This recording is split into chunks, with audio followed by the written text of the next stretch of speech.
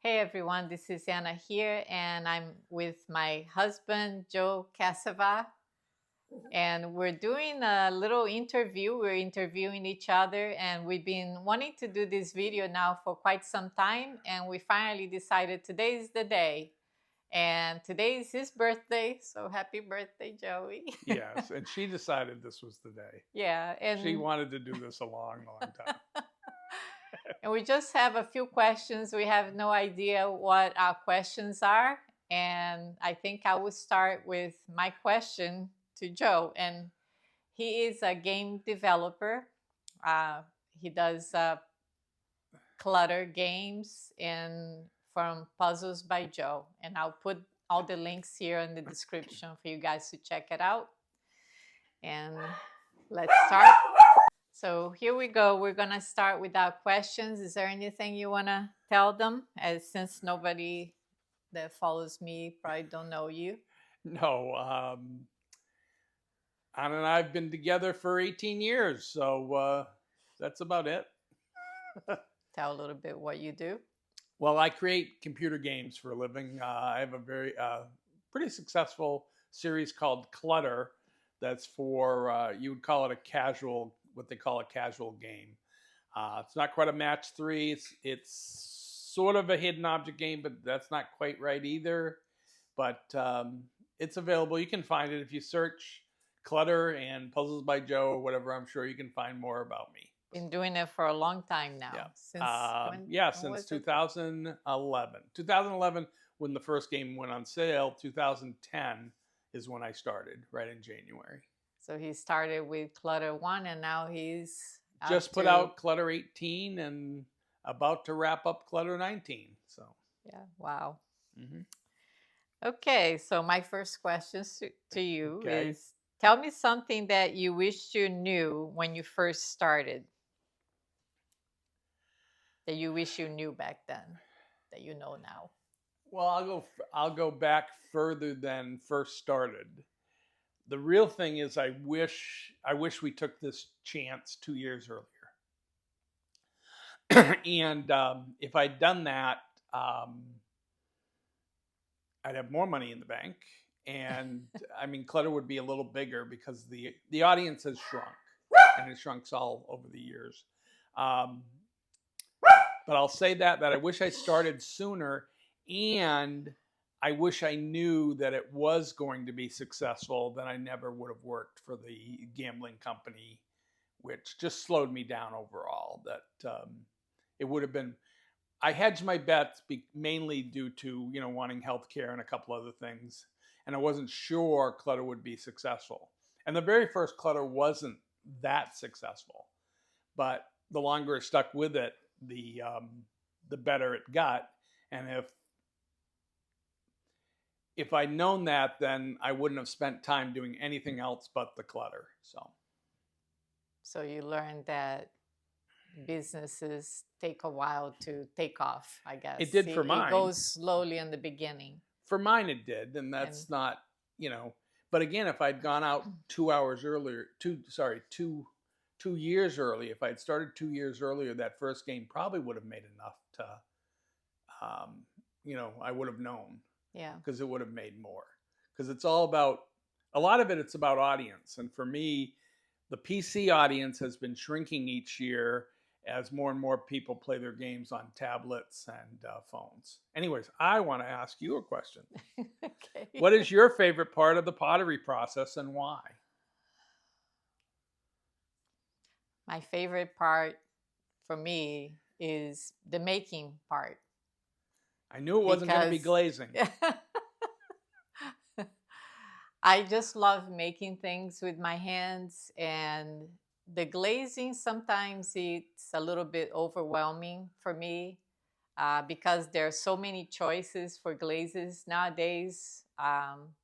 And I like mixing my own glazes. I use commercial glazes, but I get overwhelmed when it's time for glazing, deciding what to use. A lot of my pieces are hand painted, but I like the hand sculpting part, carving. I know I get asked a lot on why I don't just make molds of my pieces. That way it's less work, but that takes out the fun part for me, which is the making, which is making things with my own hands, and then each of my pieces are one of a kind. And if I had a mold, they would all look the same. So to me, that's the fun part, is the making. So that's why I like it. Okay. What's your best advice for someone starting a business as a solopreneur that is also relatable to pottery or to the arts business? So I have a couple mantras that I do. I do development. I do not self-help talks, but motivational development talks to both game dev and even non-game dev people, or high school students. And I think the big mantra I have is that everything you do is in preparation for a future path that you can't predict. And what you should do, you want to spend your time wisely, but you want to have patience. And I am going to mention my other thing, which is a thing called the lottery tickets of time, that I am not going to explain. If you want to know what the lottery tickets of time is, you need to actually go to my website, find my talks, and find out about that. Is that it's on the last talk that you did? It's in several talks, but in a nutshell, it means you want to spend your time wisely now, doing whatever you want, doing whatever you can to improve yourself, which ups your odds for in the future having something that pays off. And really, that's it. But you can go with your whim. You just never know what little thing you're doing now might pay off down the road. And again, as long as it's self-improvement, it's not just watching, Netflix or just watching TVs or videos or whatever. You learn by doing. Other people preach the 10,000 hours to master anything. What I'm saying, though, is, it can be 50 hours on this little thing, 50 hours on this little thing. And you just never know what eventually is going to, pay off or whatever. And what has surprised you most in your pottery journey? What has surprised me the most was, that might sound a little, what's the word? Not humble? Bragging? Yeah. Okay. I don't like bragging, but what has surprised me the most is, since the beginning, when I first started with pottery, that's how I fell in love with it, is that I really had a knack for it and I didn't know. So that to me was surprising, not knowing that I had that ability. So in the past, I had done several things related to arts and crafts, and I've always liked that. And my mom, my whole side of my mom's side of the family had that also. My sisters, my mom was very artistic with painting, but that goes back to the nature versus right. nurture. So we have this argument about nature and nurture, and what's funny is I still believe most people are a blank slate, but there is genetics going on, and we often talk about that. Anna is a good counterexample of what I don't really believe. I believe anybody with a hard enough work can get good enough at certain things. But she took to pottery, like they say, like a duck to water. Within just a couple months, I felt she was easily better than anybody in her little pottery group that got her started. And she just keeps going. I don't think it came easy for me, where other people say it's really hard, let's say working on the wheel. And then once I had that down, I immediately just stopped. I took like the beginner's class for pottery, like we all do. And then right after I learned the basics, then I wanted to do something more challenging. But I knew that I had something, that came real easy, and I can explain why. And that kind of fueled me to continue doing and challenging myself, doing, more and more. But I would say that's why I always tell people that if you don't try something, you never know if you're going to be good at something until you try. That goes with music, right? Playing instruments Yeah, and anything. things like Yeah. that. But I also believe in what you were saying too, that if you practice something, you know, you're always going to be good at something if you do a lot repetition work. But for some people it might come a little easier than for others, but I believe if you practice enough you will get good Right. at something, you know. But it's a mix. And getting back to my everything you do is in preparation, you know, for a future path.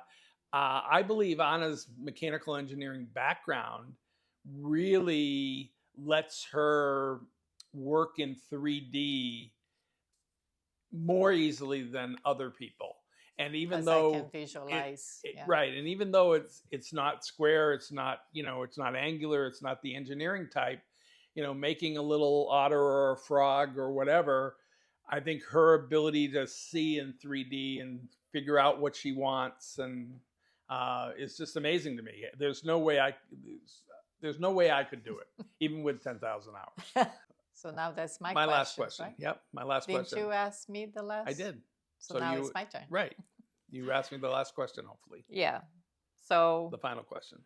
any tips you have to make your day more productive and enjoyable and fun?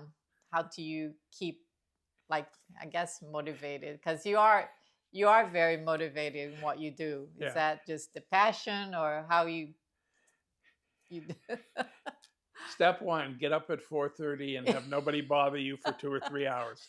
That's And just, true. I'm just kidding, because she does not get up at 4:30 like I do. Yeah. Um, She's amazing to me that he works up. He So- wakes up that early, but yeah, So- every day. so I think I provide the illusion of really happy and motivated, etc. I am actually a procrastinator. But the nice thing about being a solopreneur and the fact that I do everything in my game, if I don't feel like coding one day, I'll go hunt for objects, or I'll go hunt for pictures, or I'll start writing some of the text I need. I have enough different tasks, as well as maintaining the business, which takes a small chunk. Make sure people are paying me on time, that I go through reports, I keep all the financials. Sometimes I'm prepping for a talk. I have given, I think when you add them all up, there's probably about 25 different talks or things I've prepared for over the last 10 years, let's say. So there's always something to do. Yeah. And I mean, I nap when I want to, and I try to work harder, or work smarter as opposed to harder. So I constantly try to reevaluate what I'm doing and saying, can I do something to simplify that for the next time? And that really, really kicked in a few years ago when I finally went to my current development environment, which is called Unity. And then I knew that was going to be sort of my forever environment. And once I knew that, then I can really justify investing, doing something that I'm going to use, for the rest of my life, in a sense. As opposed to before then, I knew I was working in an environment that I would eventually, swap out. Yeah. So it's a lot of things. As for one last thing, as for the energy and the enthusiasm, part of your question, I love my customers, and I do interact with enough of them to a small degree through my Clutter Facebook page that their enthusiasm for the game definitely sustains me, because I feel if I stop doing this, I'm going to let them down. And when I put out a new game, literally about a month to 6 weeks afterwards, I'll hear, "Great game, Joe. When's the next one coming?" So they are rabid. My fans are the super fans or whatever. And not everybody likes my game. I'll be the first one. It's a love me or hate me game. There are people that just cannot understand how anybody wants to play one of my games. But the ones that love it really love it, and that's nice, and that keeps me going. And here's your last question. I saved you a good one. Does any part of you miss your old engineering job? Not really. Okay. I thought that might be an easy one. So I love my career as a designer, design engineer, for 35 plus years of my life. My career has always been the engineering design in different fields as I started, but always the mechanical design was that I worked the most, and I always loved it because it's in a way it's almost like doing things by hand but on a computer, designing things and all my ideas that I had, everything that kept me motivated enough, and I loved it doing the 3D design work.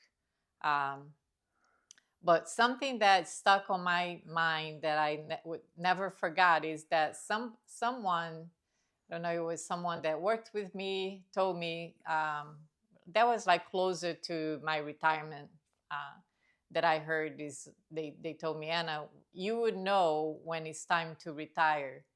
And I never forgot that, because when it comes closer to the time, it's almost like something tells you that it's time to retire. And I can't explain what it is it's a feel that you know that you want to move on to something else. And that kind of came to me because I fell in love with pottery, and it was closer to the time that I wanted to retire. So at the time I went into part-time first and for a whole year, and I was doing more pottery and still working, but part-time. And to me, that did it. Like, once you go part-time and you have that feeling of more freedom, doing your own things that you love, and then, um, not that I didn't love what I did before, but it's like now I have something that I have more passion towards, and that was pottery. So Okay, I think it's time to say goodbye. thanks everybody for watching. See you in a year when we do this again.